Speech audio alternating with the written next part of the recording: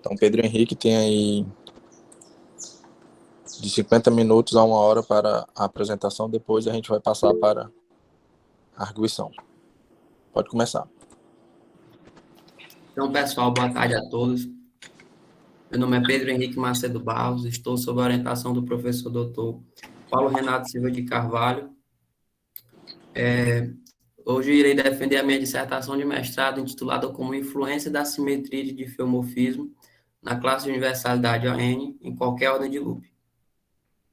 A estrutura da minha apresentação ela é composta primeiramente pela introdução, onde irei falar sobre transições de fase, fenômenos críticos, né, o que são os expoentes críticos, o que é a universalidade, né, o que é essa simetria de diffeomorfismo. Né.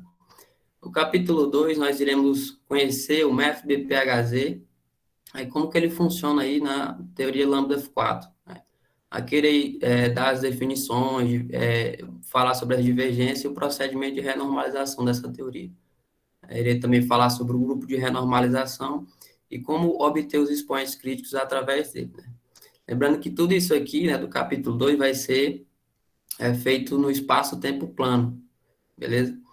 Aí, no capítulo 3, né, nós iremos aplicar esse mesmo método, só que agora para a simetria de diffeomorfismo, ou seja, já no espaço-tempo curvo. Né.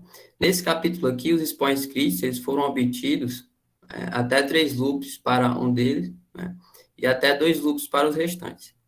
No capítulo 4, a gente já vai aí mais além. Né. Nós vamos utilizar o mesmo método e generalizar os resultados obtidos no capítulo 3, ou seja, vamos fazer para qualquer ordem de loop, beleza? E no capítulo 5, nós vamos mostrar as nossas conclusões e as interpretações físicas dos resultados. Então, as transições de fase e fenômenos críticos estão presentes em várias áreas da física, desde o início do universo, passando aí por interações fundamentais, em aplicações em física da matéria condensada, no que fornece algumas aplicações aí no nosso cotidiano, né, como a construção de aparelhos eletroeletrônicos, enfim. Então, ali no início do universo, quando nós tínhamos ali o universo jovem, o universo quente, né, o universo ele começou a se expandir, então ele começou a se resfriar, né, e durante esse processo de esfriamento houveram transições de fase, né, acarretando aí em quebras de simetria. Né. E, atualmente, né, nós temos vários resultados experimentais, né, e teóricos, né, que apontam para isso. Outra aplicação que nós podemos ter transições de fase na construção de materiais supercondutores. Então, se eu tenho um material condutor, eu vou transformar ele num material supercondutor, eu tenho que levar ele a temperaturas baixíssimas, né, uma temperatura crítica, né? Ou seja, então, nessa mudança aí de material condutor para supercondutor, né, quando o material se torna supercondutor, a resistência elétrica desse material se torna quase nula, né, então, onde vai reinar aí uma corrente elétrica intensa, né, onde vai ter um alto fluxo magnético aí do campo nesse material. Né. Então, nós temos aqui nessa figura uma aplicação de materiais supercondutores, né, que um ímã levitando, né, a levitação magnética. Então, aqui nós temos uma transição de fase, nós saímos aí do material condutor para supercondutor, beleza? As transições de fase e fenômenos críticos, elas são classificadas em 2 tipos. Nós temos as transições de fase descontínuas, que é quando a primeira derivada da energia livre, ela é descontínua. Um exemplo disso é a sublimação da naftalina, onde eu tenho ali a mudança da naftalina do estado sólido para o estado gasoso. Né? Então, durante essa transição de fase aí, eu tenho uma mudança abrupta da estrutura do meu material. Né? Então, aí vai ter uma descontinuidade na energia interna nessa transição, né? Onde a energia interna vai ser a primeira derivada da energia livre. Uma transição de fase contínua é quando eu tenho a primeira derivada da energia livre contínua e a segunda derivada ela vai divergir, certo? Um exemplo disso é em sistemas magnéticos. Né? Então, aqui na figura A, eu tenho uma representação esquemática dos spins na fase ferromagnética, onde os spins eles estão alinhados. Né? E aqui na figura B, eu tenho uma representação, né, da fase paramagnética, quando os spins eles estão desordenados. Então, aqui na figura A, eu tenho o seguinte, eu tenho que os efeitos magnéticos eles estão vencendo os efeitos térmicos, certo? E se eu começar a aumentar a temperatura aqui, o que, que vai acontecer? Esses spins eles vão começar a se desordenar, certo? Tendendo a ir para a temperatura crítica. Então, quando eu chegar na temperatura crítica, esses spins vão ficar totalmente desordenados. Né? Então, analisando isso aqui, o que, que eu vou ter? A primeira derivada da energia livre nesse sistema vai ser a magnetização. E a magnetização na temperatura crítica ela é zero. Ou seja, aqui a magnetização ela é zero, né? Porque todos os spins estão desalinhados. A segunda derivada da energia livre aqui vai ser a susceptibilidade. Né? E ela vai divergir aqui na temperatura crítica. Então, para a gente entender isso melhor, nós vamos definir aí um parâmetro chamado temperatura reduzida, que é esse Tzinho aqui. Então, fazendo um estudo das funções termodinâmicas, né, um estudo assintótico delas, em função dessa temperatura reduzida, nós podemos ter uma relação entre os expoentes críticos, né, que é esse alfa, beta, gama, delta, ni e o eta, né, nós temos uma relação deles com as funções termodinâmicas. Então, analisando aqui essa primeira equação, nesse primeiro termos aqui, o que nós temos? Quando eu vou para a temperatura crítica, ou seja, quando esse T aqui vai ser zero, ou seja, quando a temperatura está na temperatura crítica, que vai dar zero, então o Tzinho vai ser zero. Então, quando eu vou para T igual a zero, para minha temperatura crítica, o calor específico ele vai divergir, certo? Aqui, eu vou ter o seguinte, quando eu vou para a temperatura crítica, a magnetização, no caso de sistemas magnéticos, ela vai a zero, né? Como nós vimos na figura anterior. A susceptibilidade ela vai divergir, né? Nesse caso aqui, eu vou ter que o expoente crítico delta vai ser um expoente crítico da relação entre um campo externo, nesse caso aqui um campo magnético externo, e o parâmetro de ordem. Aqui nesse caso, o parâmetro de ordem vai ser a magnetização. Teremos aqui também o expoente crítico Ni, né, que está relacionado ao comprimento de correlação chamado Xi. Né? E aqui nós temos o expoente crítico eta, né, que vai estar relacionado aí à função de correlação. A função de correlação, como o próprio nome já diz, ela vai fornecer a correlação entre as grandezas, né? A dependência em que uma grandeza tem em função da outra. Né? Só que aí existe aqui algo interessante, é que eu não preciso calcular todos os 6 expoentes críticos.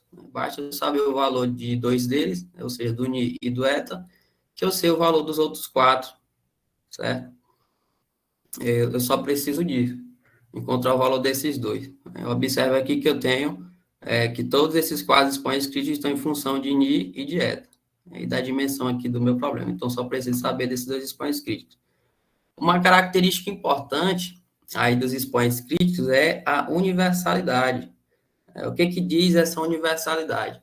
Ela diz que eu posso ter 2 sistemas físicos diferentes e obter os mesmos resultados. Porque os expoentes críticos, eles não dependem das características microscópicas do sistema, mas sim da sua dimensão, da sua simetria, do número de componentes do parâmetro de ordem, né? E se a interação é de curto ou longo alcance.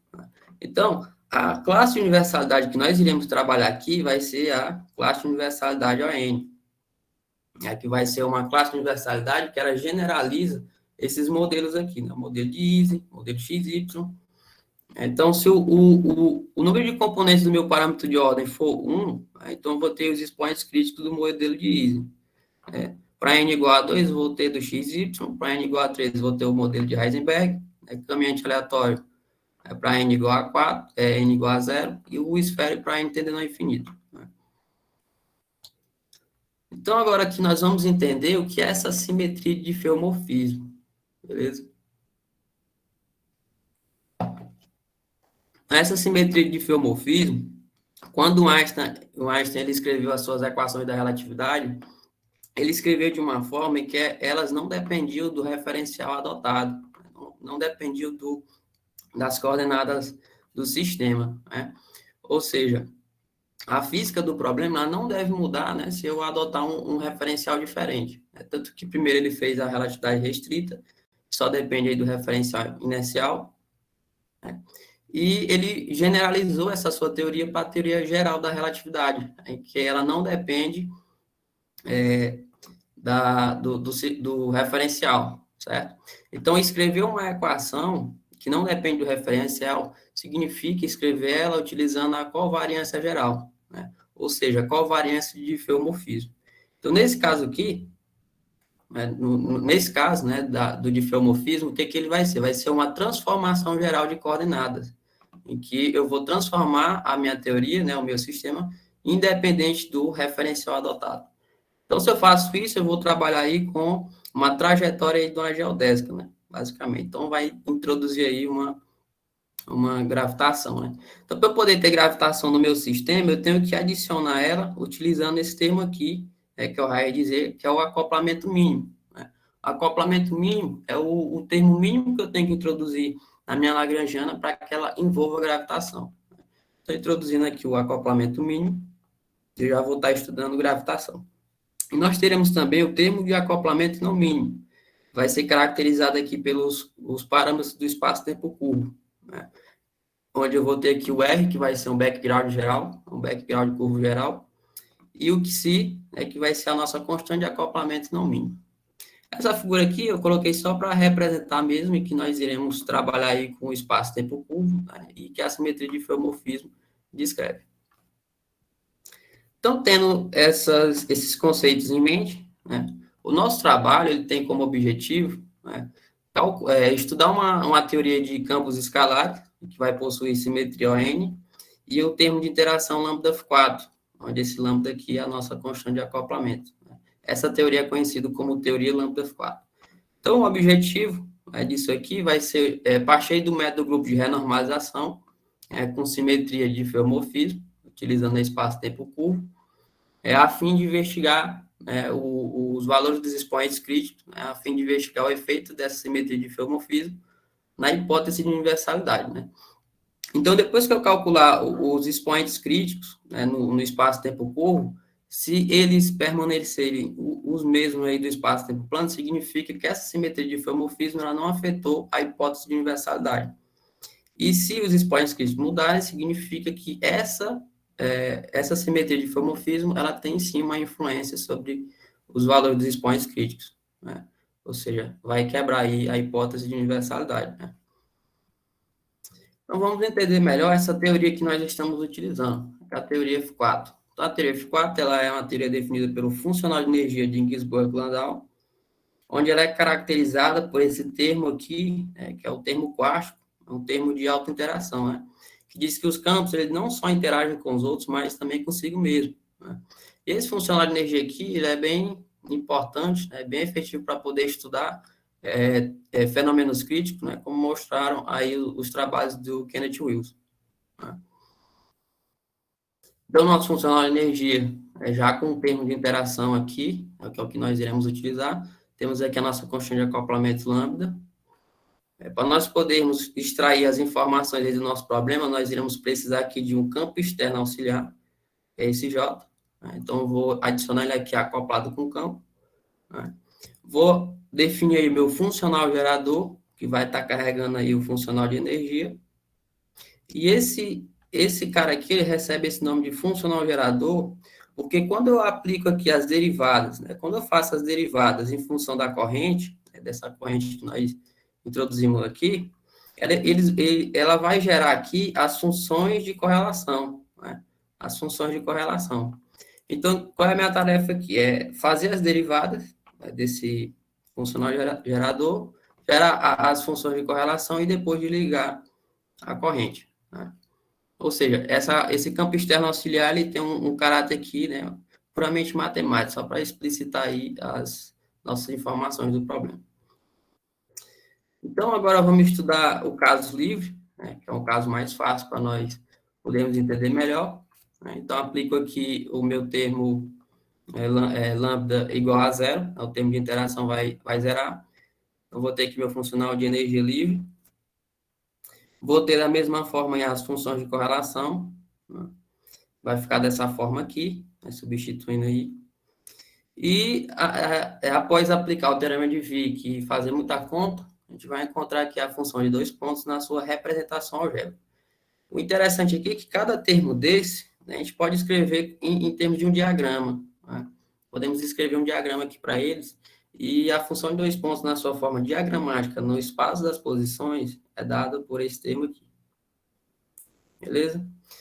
Só que o meu problema, ele tem simetria translacional. Então, é mais conveniente eu tratar os meus resultados em termos, estudar minha teoria, em termos do espaço dos momentos. Então, aplica aí uma transformada de Fourier, né, para ir para o espaço dos momentos. Em que esse termozinho aqui vai ser o nosso propagador livre. Aqui vai estar na sua forma algébrica, e a sua representação esquemática, diagramática, é só uma linha. Então, aqui eu já tenho a minha função de correlação no espaço dos momentos, beleza? E, como eu falei para vocês, dá para a gente escrever na sua forma de diagrama, né? O que vai nos levar aí às regras de Feynman, né, para poder construir esse diagrama no espaço dos momentos. Então, as regras de Feynman dizem o seguinte, que eu devo aplicar um certo fator para cada linha externa, esse fator aqui para cada linha interna, né, uma integração para cada momento de loop que eu tiver, beleza? Esse fator aqui para garantir a conservação do momento, né? Esse fator de interação para cada vértice, né? Esse fator aqui é WG do diagrama. Utilizando essas regras de Feynman, nós podemos escrever aí em função aí dos diagramas. Beleza? Então, aqui eu tenho as funções de vértice, né, chamado funções de vértice. Essas funções aqui, ó, que vai me fornecer as propriedades termodinâmicas do sistema, né, as minhas propriedades físicas. E aqui nós temos um problema muito grande. Ou seja, que cada diagrama desse aqui, eles são divergências, né? Ou seja, vai resultar em resultados infinitos. O infinito na física, ele não é mensurável. Então, nós temos que arrumar uma forma de deixar essas funções aqui finitas, beleza? Nós fizemos aqui o cálculo delas até 2 loops, né? Só para lembrar. Então, nós iremos remover essas divergências utilizando aí o procedimento de renormalização, né? Só que, primeiramente, nós vamos aí entender como funcionam essas divergências, né? Como que elas acontecem. Então, pegando aqui um diagrama simples, qualquer diagrama aí, nós vamos ver que esse diagrama, ele vai depender aí, é uma integral dependente do momento, né?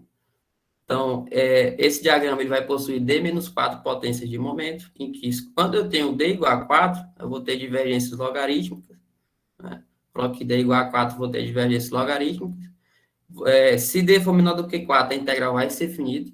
Isso aqui é bom, né? Porque eu já sei que eu devo trabalhar aqui em menos de 4 dimensões. Para D maior do que 4, eu vou ter divergências lineares, quadráticas e assim por diante, né? E eu vou ter que também que cada diagrama desse vai ser proporcional a nossa constante de acoplamento elevada aí a um certo grau, né? Que é uma certa potência. Essa potência aqui é chamada grau superficial de divergência.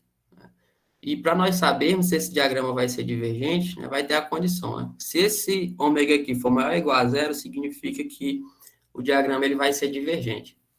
Então, lembrando aí, nós temos duas funções divergentes, né, que é a função de 2 pontos e a função de 4 pontos.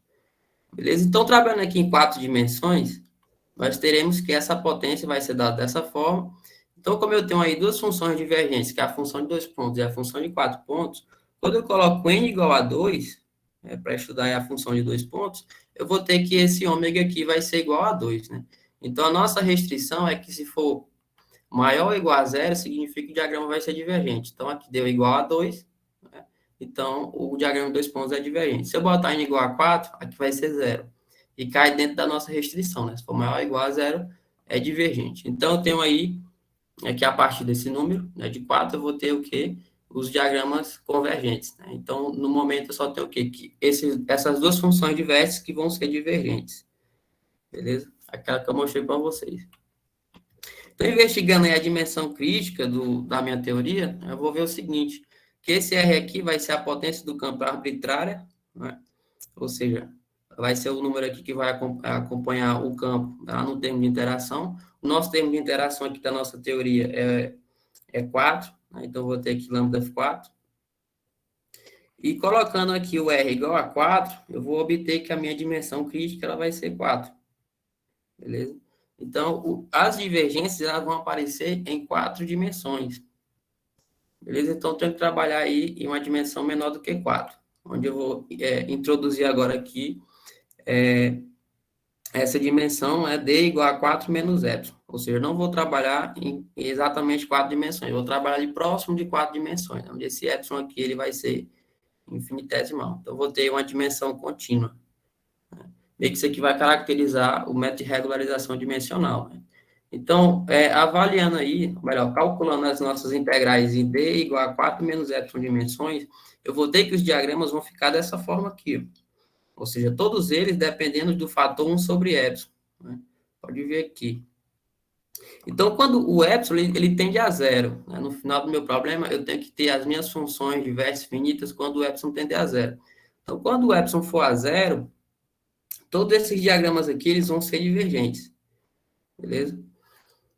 Então, tenho mais diagramas aqui, né, para o espaço-tempo plano. E utilizando esses diagramas, nós já podemos aí fazer nosso procedimento de renormalização. Nós iremos renormalizar essas funções utilizando o método de subtração mínima. Ele é feito através aí dessas constantes de renormalização, que carregam aqui os contratermos, né? O CFI, o CM2 e o CG, esses são contratermos. E essas constantes de renormalização eu vou introduzir aí no meu funcional de energia de uma forma que ele permaneça invariante e que essas divergências sejam canceladas, né, após essa introdução dessas constantes de renormalização. Então, introduzindo aqui, eu já tenho meu funcional de energia renormalizado, né, e os contratermos na sua forma de diagramas vão ser dessa forma, onde eu vou ter que o contratermo proporcional à massa, contratermo proporcional ao momento, o contratermo proporcional à constante de acoplamento, né? E o nosso vértice original ele vai ser modificado, né? Vai ficar dessa forma aqui agora. Então, esse método de subtração mínima, para poder aplicar de uma forma mais rápida, né, melhor, nós iremos utilizar aqui o operador projeção. Né? Ou seja, quando eu pego esse operador e faço a aplicação dele, observe que ele vai explicitar aqui o 1 sobre epsilon, né, a nossa divergência, nosso termo divergente. Então, no final, ele vai retirar os polos das integrais regularizadas dimensionalmente. Então, aqui uma aplicação deles, né? Se eu pegar aqui o diagrama Taj-Poli e aplicar esse operador projeção, eu vou ter aí o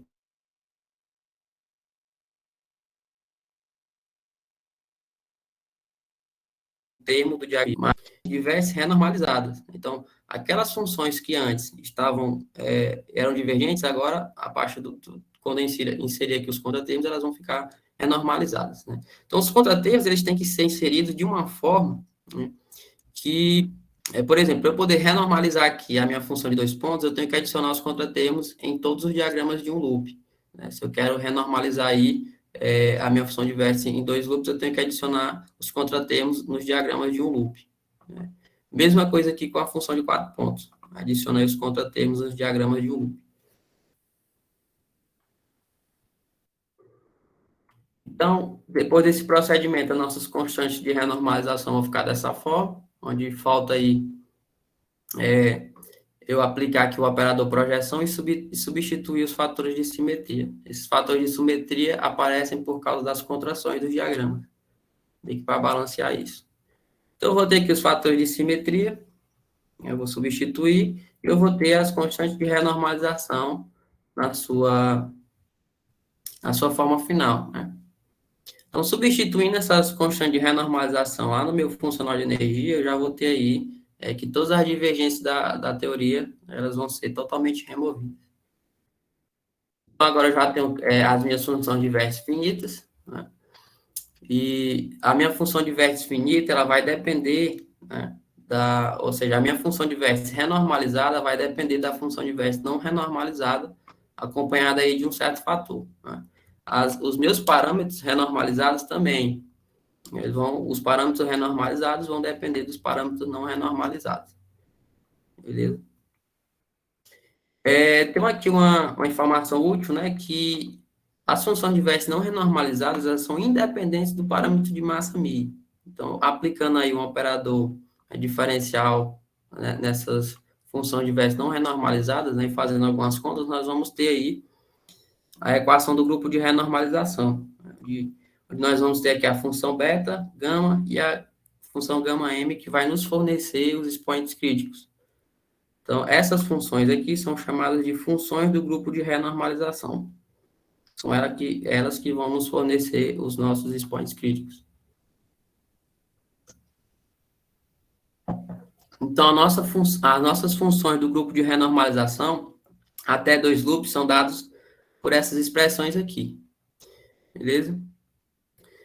Então, vamos definir aqui o nosso ponto fixo.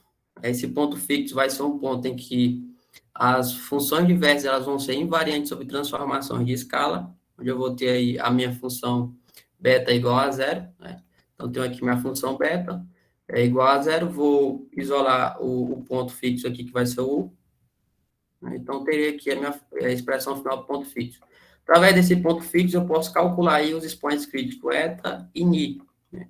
Só substituir o ponto fixo na função gama e multiplicar por 2, que eu vou ter o expoente crítico eta. Né? Até 2 loops. E a mesma coisa aqui por ni. Né? Basta substituir o ponto fixo aqui na função gama m. Fazer essa operação aqui, eu vou ter o expoente crítico ni. Né? Então, agora já entendendo o método, né? Esse aqui foi o método BPHZ, nós iremos aplicar aí esse método agora para o espaço-tempo curvo, né? Tudo isso que nós fizemos aí foi no espaço-tempo plano. Então, aqui nós vamos um pouco mais rápido, nós vamos partir da nossa Lagrangiana, que eu já apresentei para vocês na introdução, que contém aqui os parâmetros do espaço-tempo curvo. Né? O propagador relacionado a essa Lagrangiana, né, vai ser esse, propagador do espaço-tempo curvo. Observe aí que no espaço-tempo plano, o propagador livre ele era dado só por essa expressão aqui. Então, quando passei agora para o espaço-tempo curvo, aumentou esses outros 2 termos, certo? Que caracterizam o espaço-tempo curvo. Então, aqui vai dar uma complicação maior na hora das contas. Então, pegando aí um diagrama simples, o seu diagrama está de Pauli, lá no espaço-tempo plano, eu só iria calcular essa integral aqui. Agora, como eu estou no espaço-tempo curvo, eu vou ter 3 integrais.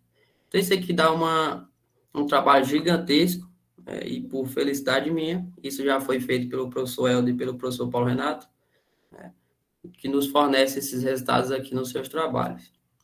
Então, pegando aqui os resultados deles, dos diagramas, que já foram regularizados, onde pode observar aí que vai ter agora essas integrais aqui dependentes do momento, né, essas integrais J. E vou ter aqui outros diagramas e aqui os diagramas juntamente com os contratermos também, né? E as integrais dependentes do momento são dadas por essas expressões aqui. E aí nós podemos pegar agora as nossas, construir as nossas constantes de renormalização. Aqui a constante de renormalização do campo, constante de renormalização da constante de acoplamento, da falta que aplicar o operador projeção e substituir os fatores de simetria. Vou ter que as outras 2 constantes de renormalização, né, que agora é da massa e do psi, a constante de acoplamento não mínimo. Substituindo isso aqui, né, fazendo o mesmo procedimento, nós iremos, no fim, encontrar as funções do grupo de renormalização. Então, observando muito bem que essas 3 constantes do grupo funções do grupo de renormalização, nós podemos já tirar um resultado muito importante. Essas funções do grupo de renormalização, vocês podem observar que não tem nenhum parâmetro do espaço-tempo curvo aqui. Isso significa dizer que a simetria de diffeomorfismo, ou seja, o espaço-tempo curvo, ele não influenciou aí nas constantes, né, nas funções do grupo de renormalização. Né? Então, se eu tenho aqui que as funções do grupo de renormalização são as mesmas do espaço-tempo plano, então o ponto fixo vai ser o mesmo e os expoentes críticos também serão os mesmos. Certo?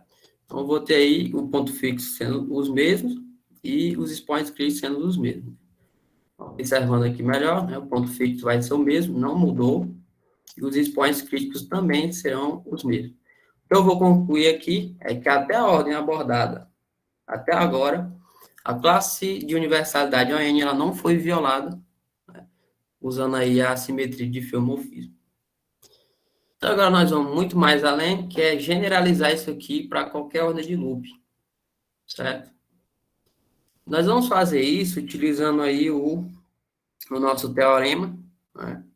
É um teorema que nós criamos. Esse teorema aqui, ele vai nos dizer o seguinte: se eu tiver uma lagrangiana que é descrita se eu tiver aqui um sistema que é descrito por essa lagrangiana, esse teorema ele vai garantir, né, se as integrais elas forem calculadas, né, usando a regularização dimensional em d igual a 4 menos epsilon, né, esse teorema vai nos garantir que todas as integrais e os parâmetros do espaço-tempo curvo que aparecerem, eles serão cancelados em todas as ordens. Então, eles vão ser cancelados durante o processo de renormalização no espaço-tempo curvo. Isso que o teorema nos garante. Então, vamos entender isso aqui melhor. Então, o que não vai mudar aqui vai ser as divergências que nós iremos encontrar na função γ2 e γ4. Né? Vão ser divergências matemáticas aí. Para poder remover essas divergências, eu tenho que adicionar os contratermos. Né? Tenho que adicionar contratermos. E esses contratermos, eles têm que ser de uma certa forma que a minha lagrangiana ela permaneça invariante. A minha lagrangiana não pode mudar se a minha teoria é renormalizável.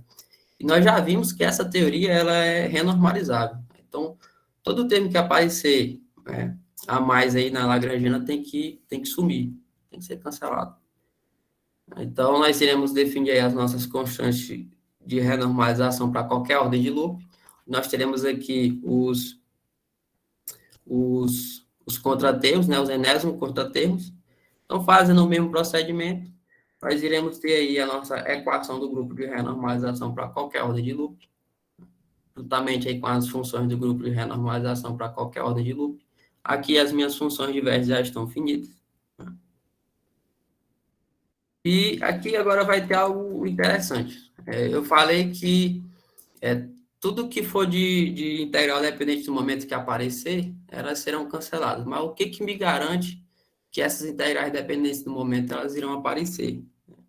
O que me garante, né? Porque a gente só verificou aqui no capítulo anterior até a terceira ordem de loop, né? Até 2 loops também. Então, o que me garante que essas integrais e parâmetros do espaço-tempo curvo irão aparecer em ordens superiores se eu não fiz as contas, né? Então, existe um teorema aí do físico Freeman Dyson, o teorema da contagem de potência. Esse teorema vai nos garantir que em todas as ordens de loops, essas integrais dependentes do momento, elas irão aparecer em γ2 e em γ4. Então, tem um teorema aí que garante que as integrais dependentes do momento, juntamente com os parâmetros do espaço-tempo curvo, irão aparecer, né? E, por outro lado, nós temos o nosso teorema, que garante que todas essas integrais, dependentes do momento, que irão aparecer juntamente com os parâmetros do espaço-tempo curvo, vão ser canceladas. Então, olha o que eu tenho. Eu tenho, de um lado, um teorema que garante que as integrais irão aparecer em todas as ordens de loop, e do outro eu tenho um teorema que garante que em todas as ordens de loops elas serão canceladas. Então, no fim, o que eu vou ter? Eu vou ter aí as funções do grupo de renormalização, né, para qualquer ordem de loop, sem ser modificadas pela essa simetria de fiomorfismo, né? Sendo as mesmas aí do espaço-tempo plano. Beleza? Então, para qualquer ordem de loop, é o que esse resultado nos mostra, que para qualquer ordem de loop não vai mudar. Essa simetria de fiomorfismo ela não vai modificar os valores das funções do grupo de renormalização. Então, esses parâmetros do espaço-tempo curvo, eles irão sumir no meio dos cálculos, né? Então, da mesma forma, se as funções do grupo de renormalização não mudarem, então o ponto fixo vai ser o mesmo e os expoentes críticos também vão ser os mesmos, né?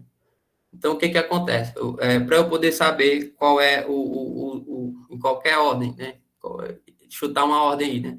Se eu quero saber os valores dos expoentes críticos, né, basta eu calcular no espaço-tempo plano, que no espaço-tempo curvo vai ser o mesmo, né? Então, nas nossas conclusões, né, esse trabalho, né, ele cumpriu com seu objetivo, que foi investigar o efeito da simetria de diffeomorfismo nos valores dos expoentes críticos, né?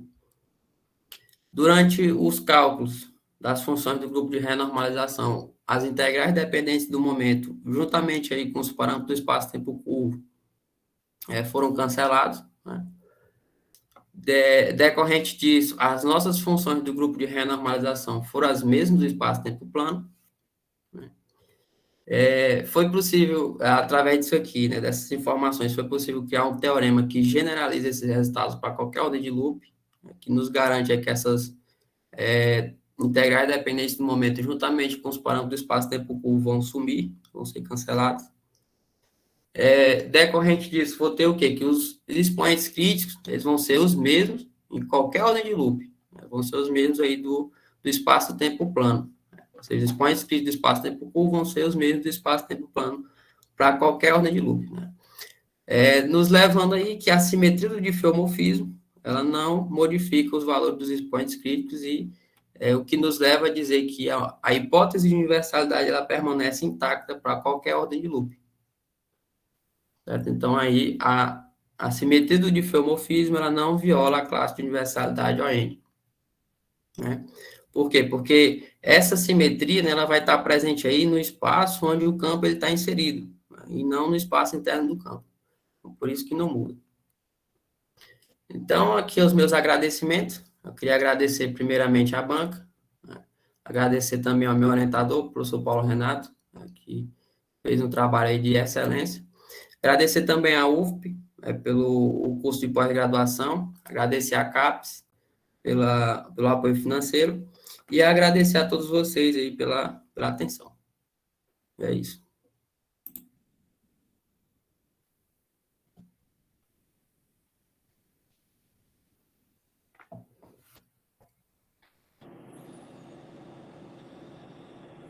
Bom, terminada a apresentação do estudante, agora nós passamos para a arguição da banca. E vamos começar primeiro com o professor Erismar. Ok.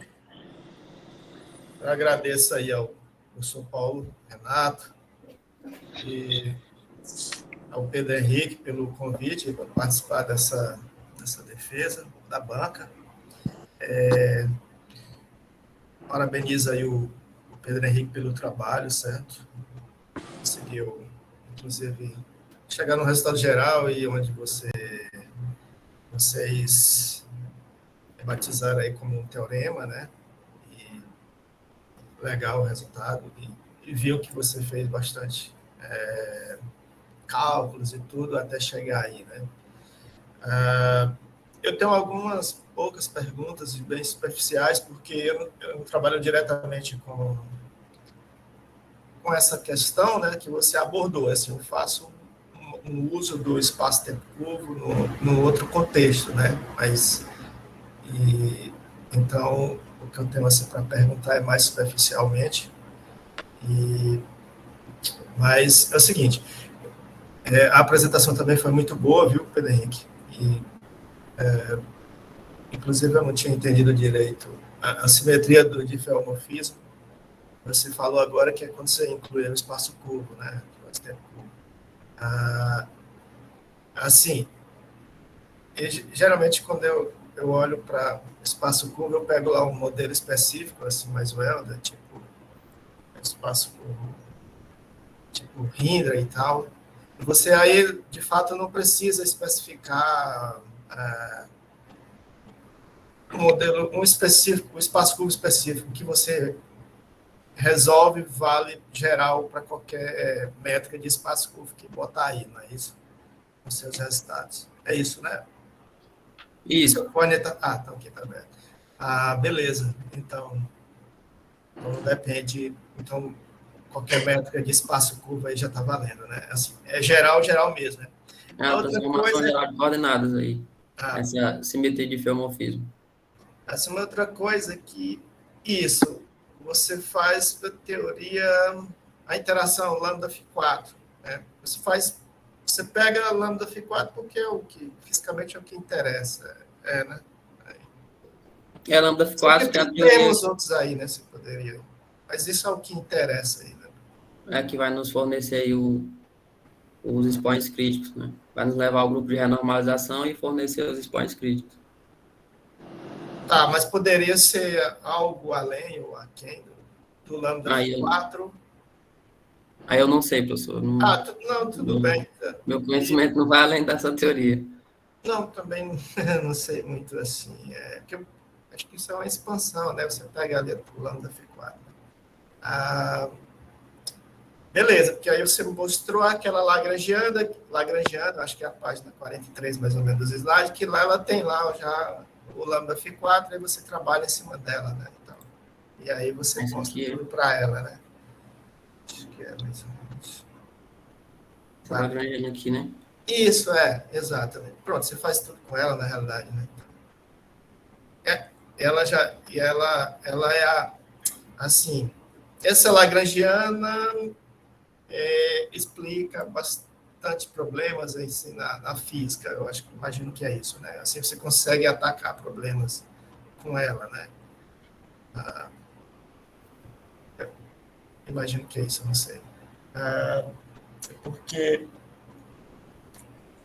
no final acabou que você, assim, ficou faltando discutir só um pouco mais da física do resultado que você obteve. Você até falou que ia discutir, né, quando chegasse na conclusão, mas aí ficou faltando um pouquinho aí. Assim, tipo, baseado no que você já conhece da literatura, desses estudos, assim, você mostrar que, na realidade, os expoentes críticos não dependem da curvatura, isso assim, abre novas perspectivas de aplicações ou de interpretações físicas. É isso, mais ou menos? No caso, eu confirmar, né, que a hipótese de universalidade ela não mudou, né, já é algo bom, né, porque a gente já sabe aí todas as aplicações, né, como eu mostrei lá no início, dos modelos que ela explica, né? Então, eu ir contra essa universalidade significa que eu estou indo contra todos esses modelos bem-sucedidos da física. Então, assim, uma aplicação direta disso aqui, eu não conheço. Eu Tudo acho que bem. nem existe.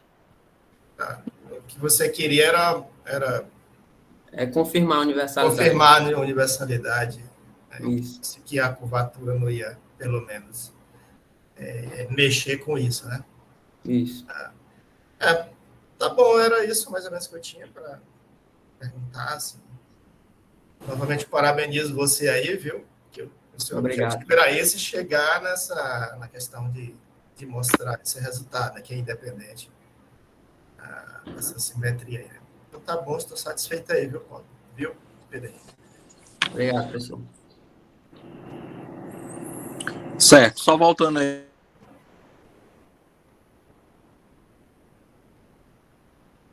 E é o que o estudante.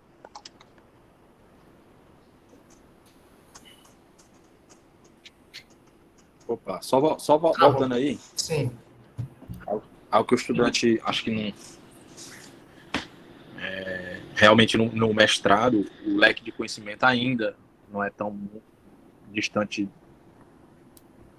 daquele setor circunscrito do trabalho. Então, geralmente, com 2 anos, se ele resolver o problema, já está muito bom. Né? Aí fica focado fazendo isso, né? Isso. Aí no doutorado... Tem que fazer isso, senão o tempo passa. Isso. Não tem tempo, né? Aí no doutorado é que realmente...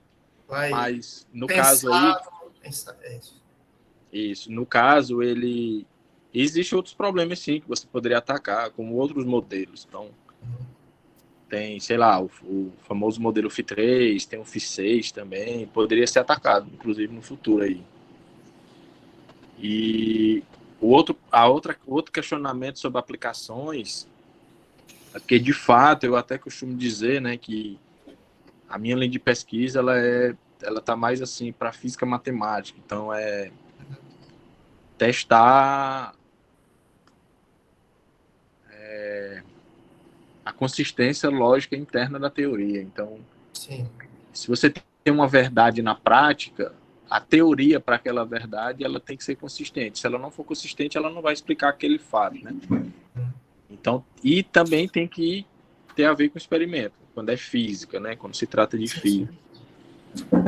Aí, nesses casos aí, muitas vezes, ele é o oposto do convencional. O convencional, você tem um problema físico que você quer descrever. Aí é o contrário, você supõe que algum problema talvez um dia vai existir e fica estudando só a parte consistente. Por exemplo, aconteceu um caso em que tinha outro Pedro que defendeu no começo do ano Pedro Augusto, que eu chamei Você quer? uma pessoa aí de fora, que é o professor Continentino, e foi justamente porque hoje em dia a gente sabe de tudo. Quando você tem uma citação, chega um e-mail para você, você cadastra em algum lugar no website, aí diz quem foi que citou, aí eu descobri que ele citou um artigo meu. Sim. E aí eu entrei em contato com ele, que era justamente um problema que eu resolvi, que eu nunca imaginei que ia ter aplicação, que era um problema semelhante a isso aí, só que com quebra de Lorentz. Sim. Então ele estuda coisas bastante físicas mesmo, materiais, e aí ele estudou um material em que no meio do cálculo apareceu esse problema como se fosse quebra de Lorentz. Ah, sim. Entendeu? Então nada garante que no futuro alguém resolva um problema real e o formato intermediário dele seja esse aí, do espaço curvo. Aí já tem a solução. Sim, sim. Entendeu? Então é meio que um tiro no escuro aí, ver se aparece algum dia. Sim, tudo bem. Essas duas colocações aí. E tem um fator também que eu acho que ele não frisou, esse problema, quando o Helder chegou para mim com ele, esse problema, o pessoal abordou ele na década de 60, 70. Sim. E 79. Por aí.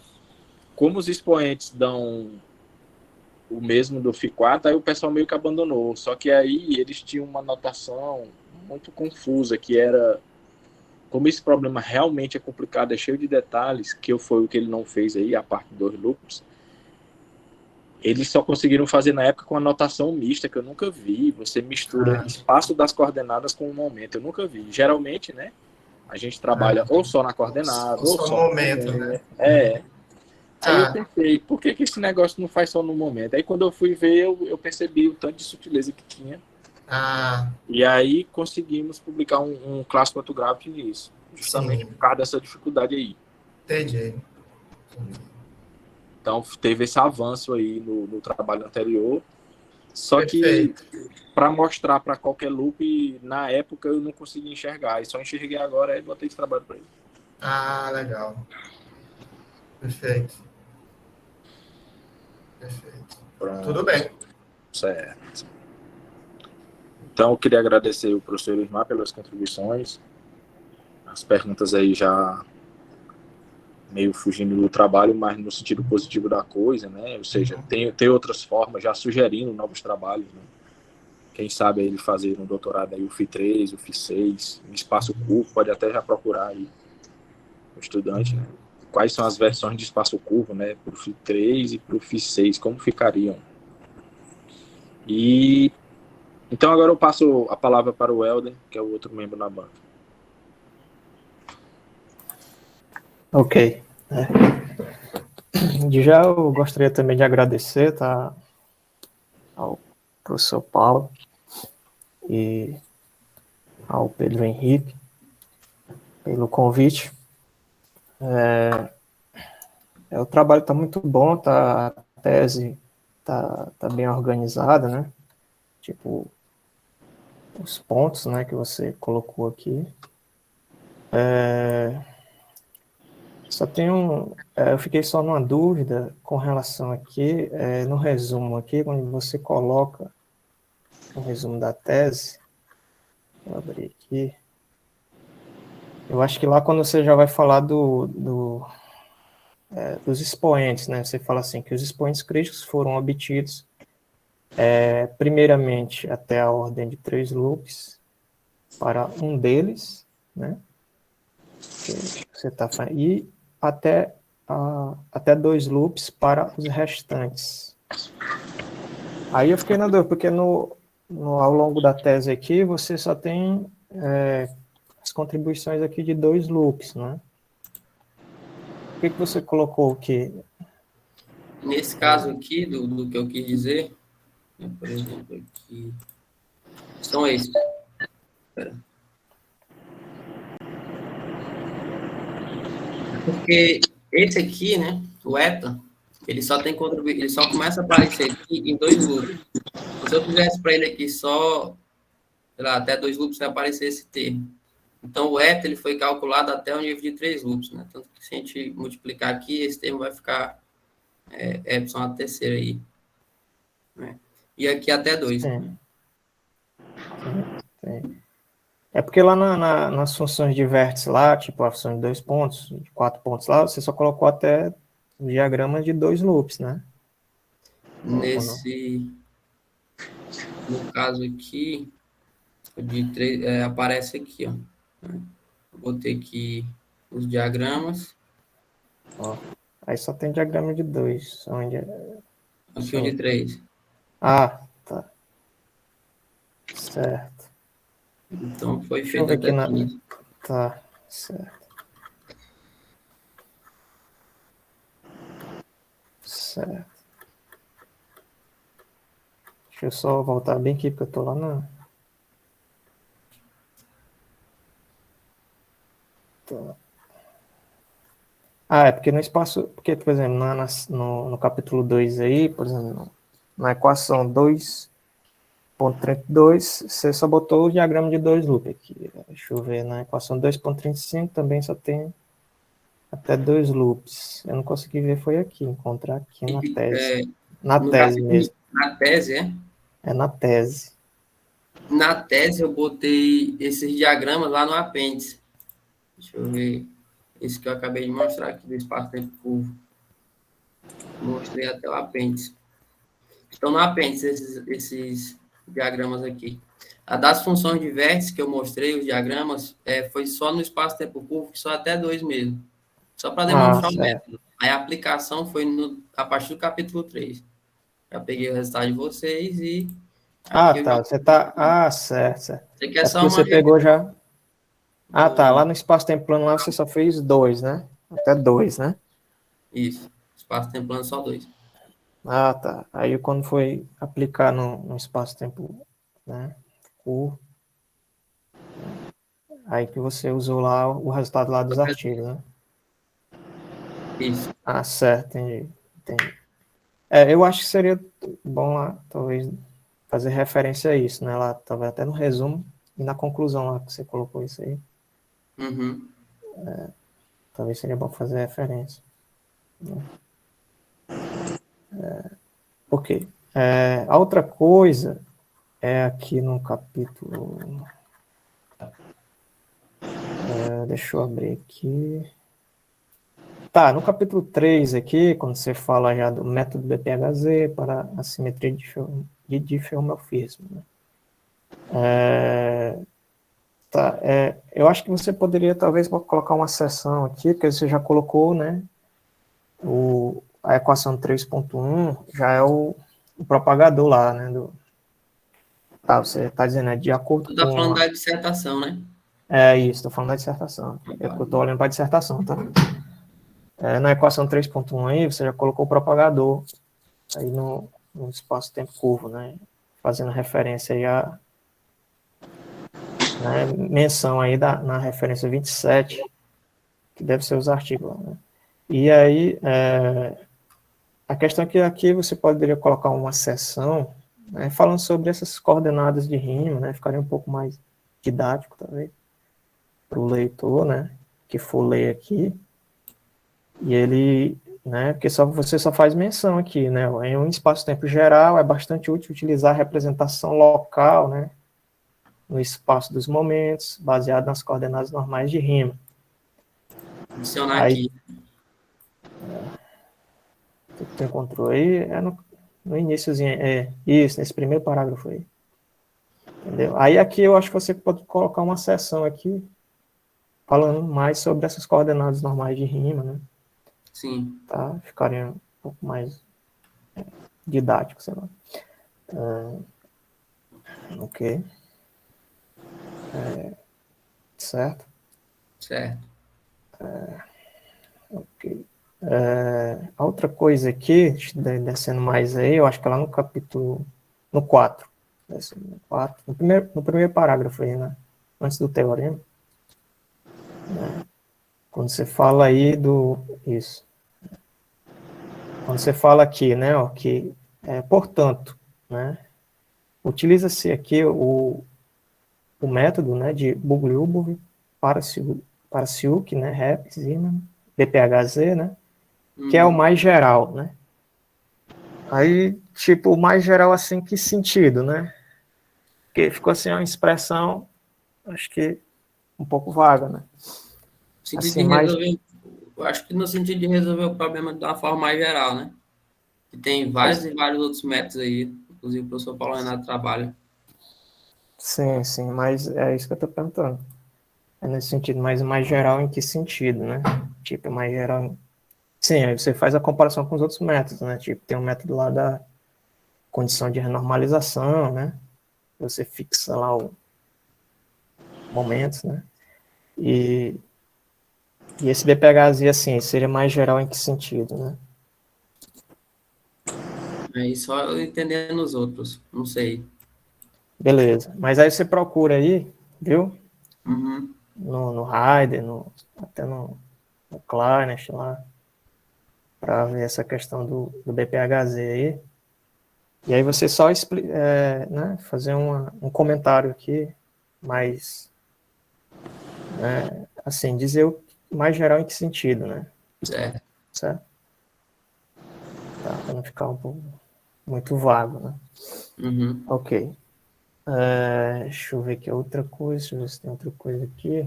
Não tinha visto. Outra coisa aqui, vai lá nas referências lá nas referências, vai descendo aí. Na referência lá 25, 26. Na verdade é 25 só, né? É 25. Ó, é o meu nome aí, tu botou só H, Costa. Tem um AS, tem aqui, ó. Igual a 26 aí, ó. Acho que tu esqueceu aí. Uhum. É que a gente Bota pega aí. lá das publicações, né, do site, a gente só copia. Pois E é, aqui mas eu acho que lá no artigo lá tá. Eu vou até olhar direito lá, o artigo. Em geral, eu coloco lá H, até o do Paulo aí tá só P Carvalho, né? acho que essa primeira edição, é que a segunda é uma errata aqui, né? Acho que na primeira aqui eles abreviaram e na outra já Tá, os certo. outros. Eu pego lá Pois da é, página da publicação, né? A própria referência dele. isso, Tem muito. eu olhei aqui, eu Mas achei que eu tinha corrijo. esquecido também. Beleza. Botar o AS, né? Isso, certo, Certo. tá o nome completo. Ok, Pedro, o trabalho tá muito bom, parabéns aí, tá? Obrigado, professor. Dissertação, tá? E aí você pode colocar também até, se você quiser, eu falei da seção lá das coordenadas normais, mas você pode também, se quiser colocar no apêndice, né? Falar Uhum. sobre essas coordenadas normais no apêndice, né? Sim. E também aí fazer referência lá no texto do apêndice, né? No início lá. Pode ser também, tá? Beleza. Ok. Beleza, pois parabéns, tá? Valeu. Valeu, professor. Valeu. Ok, queria agradecer aí a participação do professor Helder, né, que na verdade foi o principal aí, motivador desse trabalho. Eu nunca pensei que ia trabalhar com isso, aí ele depois chegou aqui falando dessas coisas de espaço curvo, e aí obteve a forma do propagador, reobteve porque tinha muita confusão na literatura. A gente não pode pegar um artigo e simplesmente usar, a gente tem que ter confiança de que aquilo está certo, que foi feito. E a partir daí a gente deu continuidade, né? Então,